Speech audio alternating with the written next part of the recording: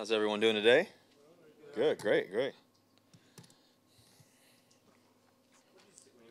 Yeah, what did you see out of your offense from those first few drives to the way you guys finished the game? Well, we weren't too hot in the first quarter and really the middle of the second quarter, but then we found our way there, and really we picked up in that 2 minute drive and were able to go no huddle and make a huge play there with Doug and then get the ball down the field and Doug scoring that touchdown. So, and then I thought our resilience in the second half was really, really good in terms of offense and how we continued to battle.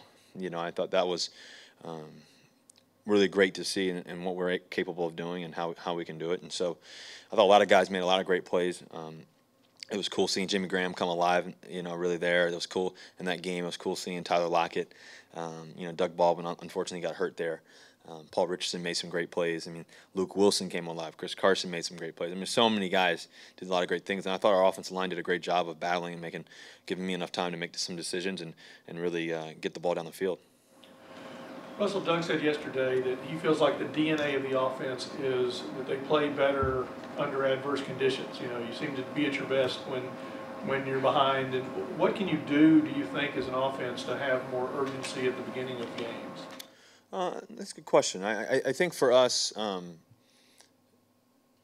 think for us it really just comes down to execution.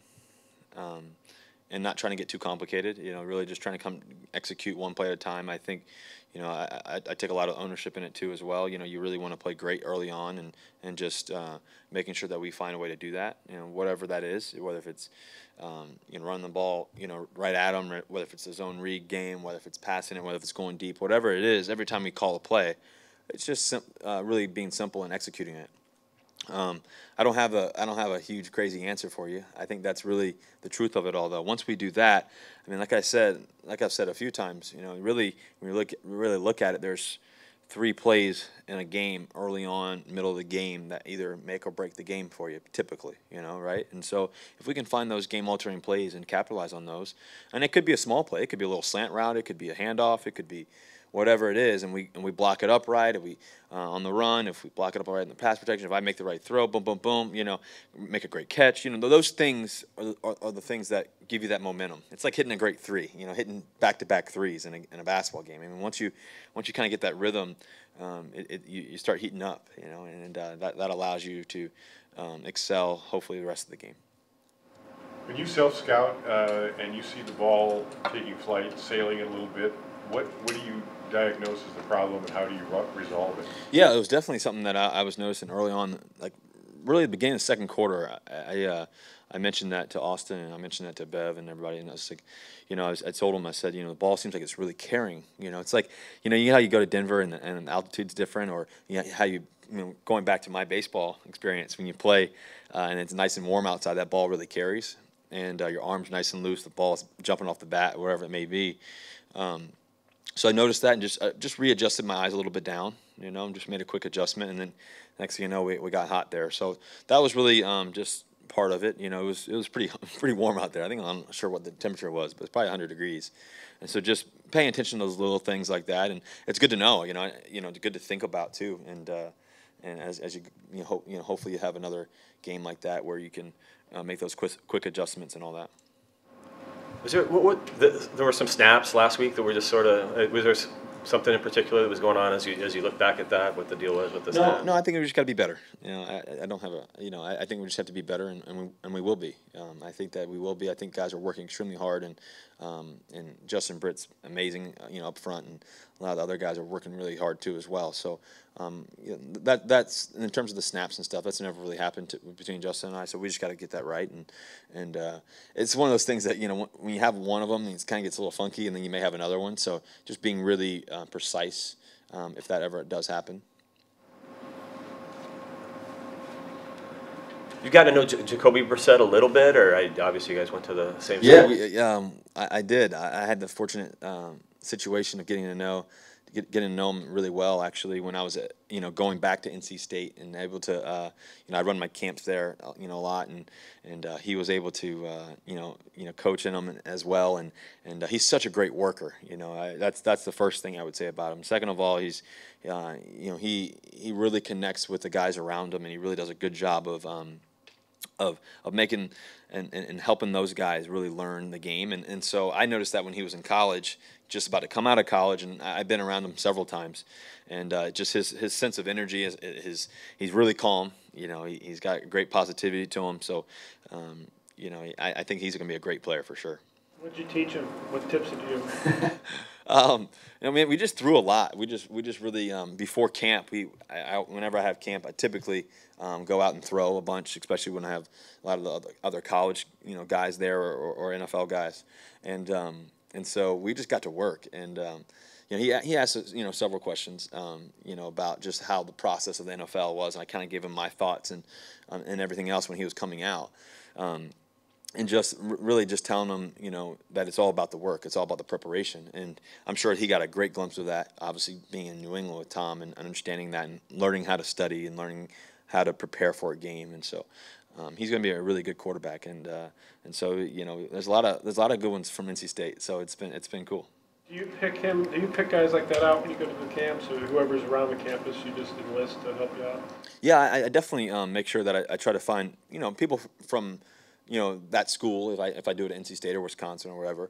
But also I think just finding guys who are really passionate about other kids and helping and giving back. And that's definitely Jacoby. He wants to be able to help out and do things and really encourage the young kids. So he's great at that. Richard Sherman mentioned yesterday the meeting that the team decided on what they're going to do during the anthem, that you came out and spoke out and really impressed the team. What was different for you about that? What did you get out of that? Well, I think I don't have to speak about what we talked about necessarily, but I think the overall gist of it all was, really a lot of us, I've been fortunate to be able to have kids now, and see other players on our team have kids and different races and people. And I think about our huddle. I think about when I go into the huddle, there's 10 other guys in the huddle, and there's all different races. There's black guys, there's white guys, there's guys from, guys from other locations and different socioeconomic statuses who grew up different, and just everybody. But we all share one common cause and one common goal. We really want to win, and we really want to make a difference in our communities. And so, really, for me, I was passionate about it because, I really am more concerned about what's next, what for our future kids, and what we're going to do with the people who are going to lead this world one day. And I pray for my kids every day that when they go to school, that racism isn't a thing that stops them from going where they want to go.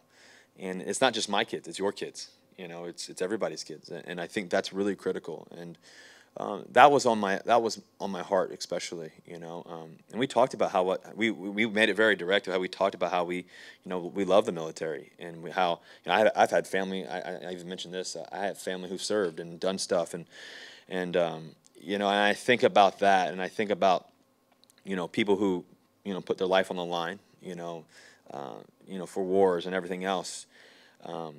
And we respect that, and we love that, and we're fortunate here in Seattle that we get to see a lot of the military, from the Navy to the Army people to everybody who comes in from the Marines, and it's always an exciting thing for us, in training camp when they fly over and do all that, and that's something that really means a lot to us.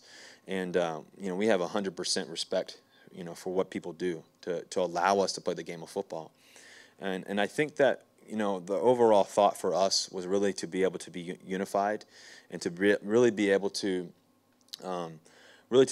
do something that ultimately, and we're not stopping now. It's a sense of something that we really want to do for the rest of our lives, is to be able to encourage, different races, different people to come together. And it's never a thing of discouragement. It's for us. We really want to. We have this great opportunity to be able to acknowledge something that's real. Racism in America right now is very, very real. Is it as strong as it was, in the 1800s? I don't know. I don't think so. Probably because of slavery, right? But what's going on with our communities and everything else, it's really important for us to be able to make a difference in our community, and to bring black people together, white people together, to bring Latinos together, to bring people from all different races, all different statuses together, and not apart. And we're grateful that, we have this opportunity to be able to share and give back. And, one of the things I always think about too is, like I said, when I go into the huddle, it means something, but also when I go to Seattle Children's, you see all these kids from different races and everything. And, sickness, doesn't know race, when you think about it, it doesn't, and I think that sometimes, right now, especially in this time, and I mentioned this on my podcast, but talking about bringing people together through love. And that's really the only way that we can help heal the world, is to be able to come together and not ignore it. Ignoring it doesn't really do anything, but coming together through love and to be able to try to demonstrate how to love. And we all need to learn how to love better. I need to. I know you need to, and I know the people throughout our country need to. And it's an imperative issue because it can be my kids, it can be your kids. And, and that's really what's really critical right now. You were told that you were prepared to take a knee if that's what the group decided for the anthem. What in the previous 24 hours moved you to think about that? Yeah, well, I think, like I said, I think ultimately we wanted to be unified in whatever we did. We didn't want anybody to be singled out or anything like that. We wanted to be, we win as a team. We win as a team, we lose as a team. Hopefully we win a lot more than lose. But, for us, I think that, there has to be a sense of empathy and has to be a simple, I felt a lot of, discouragement, when you think about what's been going on and what's been said. And for us, it's been really imperative for us to be able to not ignore it, but to be able to try to bring and bridge that gap together. And that's really what's been on our hearts. Russell, quarterback is generally the face of the franchise. He's the most scrutinized guy.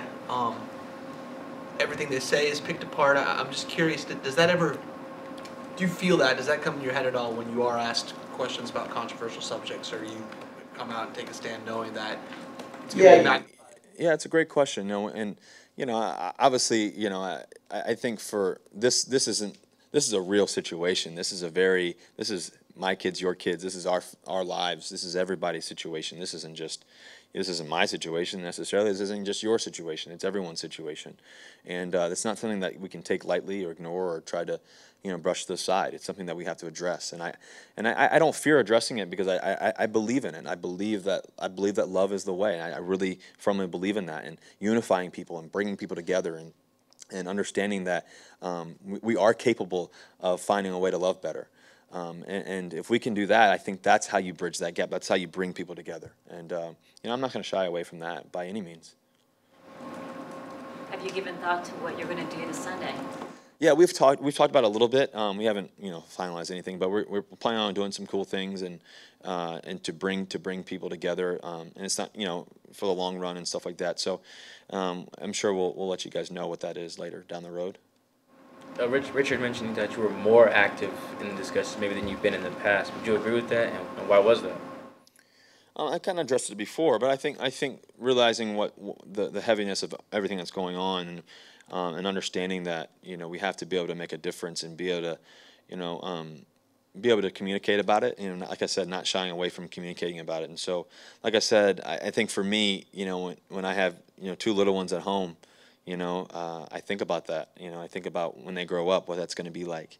I'm not sure if you have kids or not, but you think about that. One day when you do have kids, it's real. And I think everybody in this room, who does have kids, you think about, we don't want to live that way. We're better than that. We can live better than that, and we should live better than that.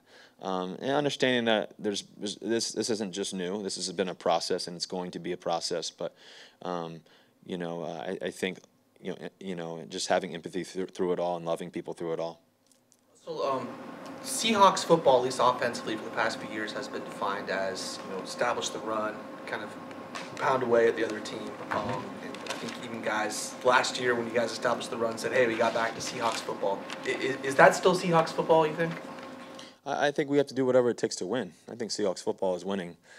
I think every year is different. Every year you're gonna have different situations, different people, different scenarios are gonna come up, different games, different places to go, different challenges, and different joy rides. And I think that you play it out as it comes. I think you have to be able to adjust to the circumstances. You have to be able to adjust to what's going on, and in terms of just the game, just actually in the game and actually just throughout the season. And so I think we have a lot of great players. I think we can do a lot of great things on offense, and I think that I really believe that because of the hard work guys put in. I think because of the talent that we have, and also because of the focus that we have. And I think with those three things, I think that we do it all together. You know, everybody's on the same page, all 11 guys, one play at a time, all in together, one play after another play, and have this obsession with doing it just right every time. Then it'll give us a really good chance to win. I think that with our defense and with our special teams and with our offense, if we all do that together as one full piece, we're going to be really tough to beat. Anything else? Thank you, guys. Go Hawks.